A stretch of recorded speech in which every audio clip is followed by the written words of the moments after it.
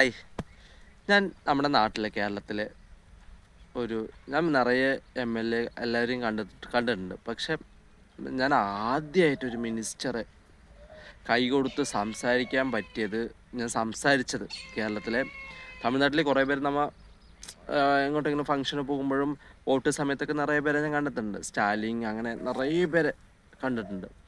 അപ്പം എനിക്ക് അടുത്ത് നിന്ന് ഫോട്ടോ എടുക്കാൻ പറ്റിയതും അതുപോലെ തന്നെ കൈ കൊടുത്ത് സംസാരിക്കാൻ പറ്റിയതും നമ്മുടെ എല്ലാ പ്രശ്നങ്ങളും പറയാൻ പറ്റിയതും എല്ലാം സംസാരിക്കാൻ പറ്റിയ ഒരു മിനിസ്റ്ററെയാണ് കേളു സാർ.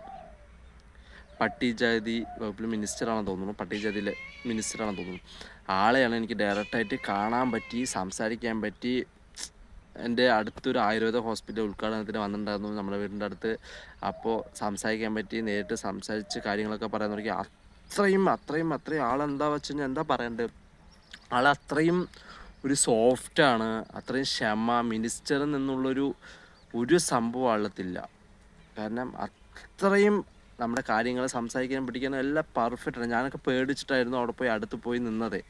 ആളങ്ങനെ പറഞ്ഞു. പിന്നെ ഞങ്ങളുടെ അടുത്ത് നെന്മാറയിൽ മണ്ഡലത്തിലെ ബാബുവോട്ടെ, ആള് കൈയൊക്കെ തന്ന് സംസാരിച്ച്. നമ്മൾ പാർട്ടിയൊന്നും ആൾ നോക്കുന്നേ ഇല്ല. കാരണം പെർഫെക്റ്റായിട്ട് എല്ലാം ചെയ്യുന്ന ഒരു ബാബുവോട്ടനാണ്. നമ്മൾ എന്ത് കാര്യത്തിനും വിളിച്ചു കഴിഞ്ഞാലും ഓക്കെ. അതുപോലത്തെ മിനിസ്റ്റർ ഭയങ്കര എളിമ.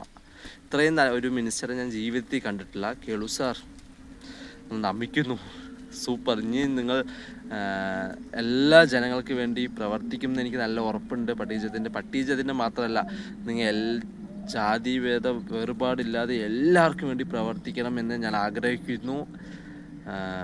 ഞാനത് പറയാതെ വയ്യ. അതുകൊണ്ടാണ് ഞാനൊരു മിനിസ്റ്റർ ഇങ്ങനെയാണോ, മിനിസ്റ്റർ ഇത്രയും എളിമ മിനിസ്റ്റർക്ക് തോന്നിയ ഒരാളിനെ ഞാൻ നേരിട്ട് കണ്ടപ്പോൾ, എല്ലാവർക്കും നിറയവർക്ക് എളിമയുണ്ടാവും, പക്ഷെ നേരിട്ട് കണ്ട സ്ഥിതിക്ക് കേളു സാർ, ഞാൻ നേരിട്ട് കണ്ട ഒരു വ്യക്തി എന്ന എനിക്ക് കേളു സാർ അത്രയും പെർഫെക്റ്റ്, അത്രയും ഹെഡ് ബൈറ്റ് ഇല്ലാതെ സംസാരിക്കുന്നു. ഒരു നല്ല ക്യാരക്ടർ. Thank you sir.